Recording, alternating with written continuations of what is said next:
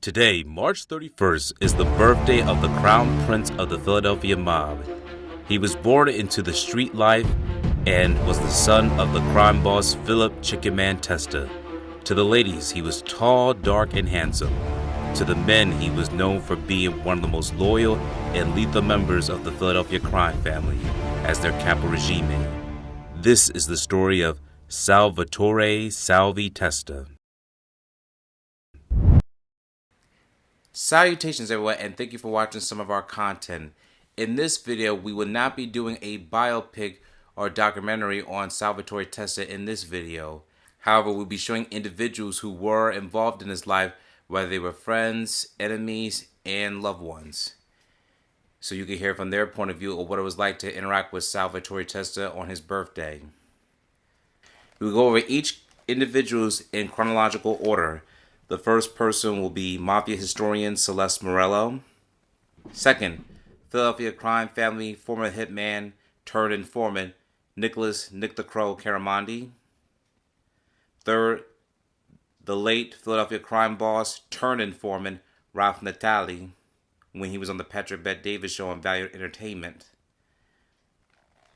4, Philadelphia crime family underboss turned informant Philip Leonetti, who was also on Patrick Bet Davis show.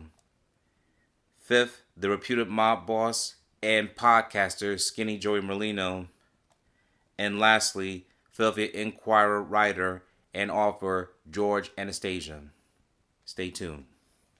And 5 of his most trusted men were in charge of overseeing its street affairs. The group included Captain Salvatore Testa.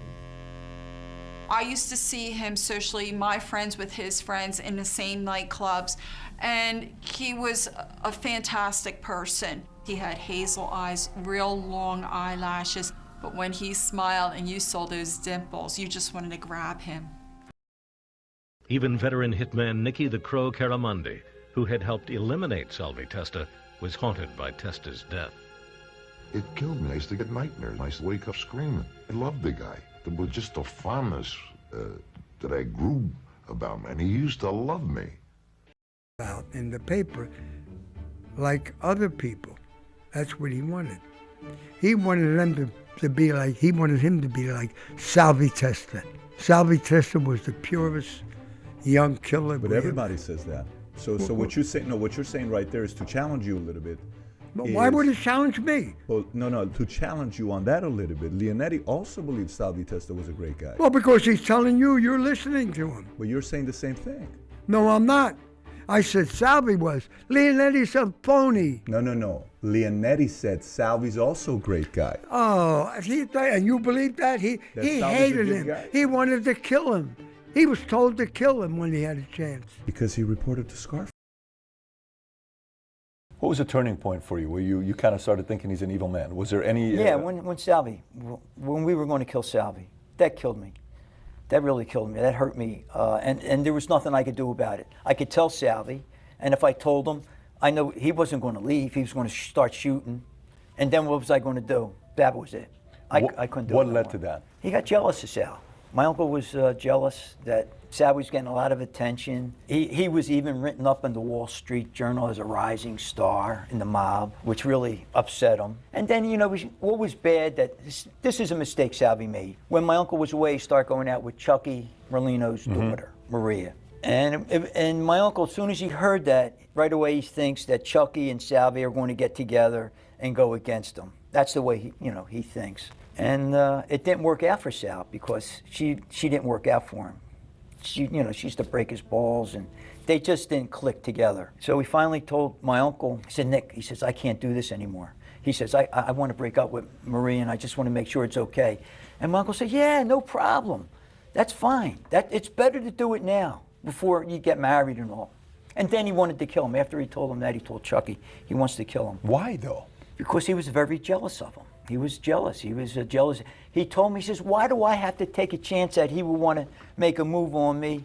And I'm thinking to myself, he's not going to make a move on you. And if I would have told him that, he's probably going to think that I'm involved with Sal to make a move on him. That's the way this guy thought. Why did you know for certain that he wasn't going to make a move on him? Of course, I know Salvie. Not his personality? I knew his personality. I knew him. He was with us. He actually loved us. He was part of part of our family. I mean, even when he got killed, my mother got so mad at me. She said, "How did you let this happen?" You know, and it made me sick. And I said, "There's nothing I could. What could I do?" Everything I read about Salvie is he was likable. He had the two dimples. He had the baby face. He was a gangster. fun. He was a good gangster. Yeah, but at the same time, he had the values. He was the loyal guy. He wasn't a guy that wanted to cross.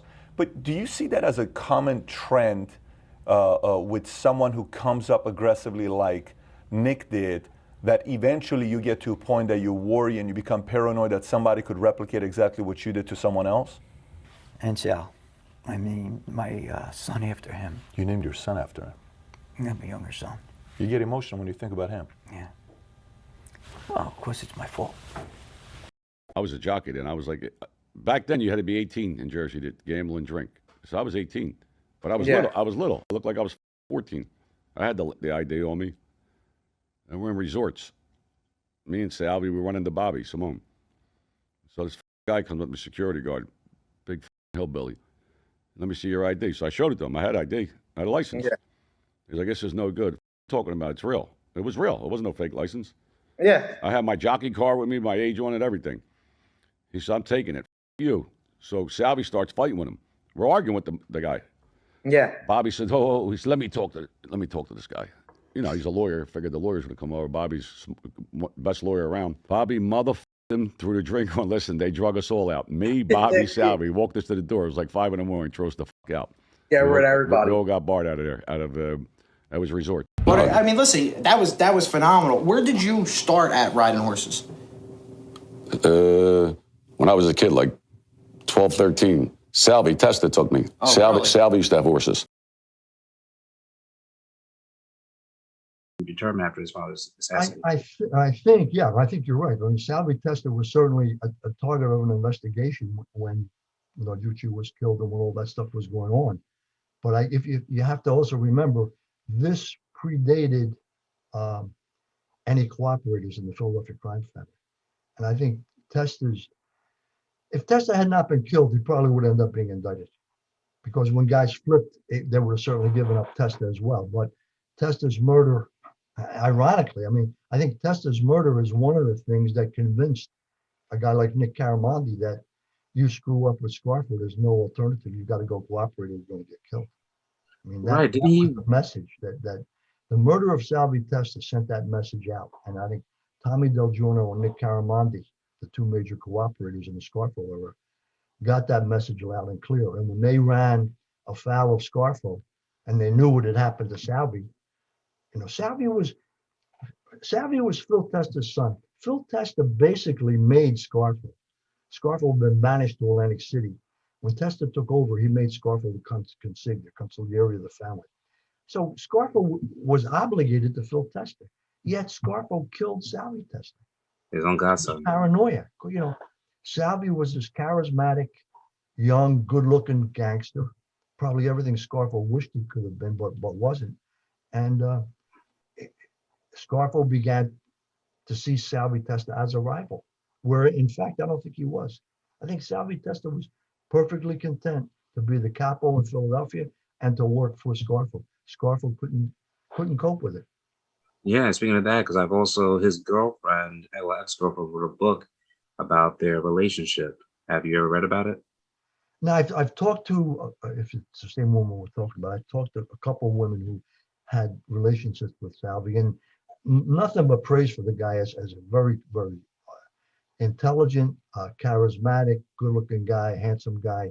On the other hand, I mean, Nick Caramandi would say Salvie Testa grew up in that life, knew the way of Cosa Nostra inside and out, and knew what it was all about, and knew that violence was a part of it. And that's one of the reasons Testa was able to survive for almost a year while they were plotting to kill him, because he knew the ins and outs. But ultimately, it caught up to him. Yeah. Did Nick Caramandi witness him being killed? No, Nick Caramandi disposed of his body. Nick Caramandi knew how it went down in the candy store, and Nick Caramandi's job was to take the body and dump it in Jersey, which what he and a couple other guys did. I mean, he knew what was going down. He knew all the different times they tried to set Salvie up. And I'm like I said, I think one of the big reasons Caramandi flipped was when he got jammed up and he thought he had pissed Scarfo off. He knew what had happened to Salvie Testa, and he's saying to himself, you know, if he can do that to Salvie, he's going to do it to anybody, and I'm the next target. And so they flipped. Thank you for watching this video. Please subscribe to our channel and check out more of our content. Feel free to give your feedback and suggestions on what we should do next in the comments. This is Infinite Lee Productions. We love ya.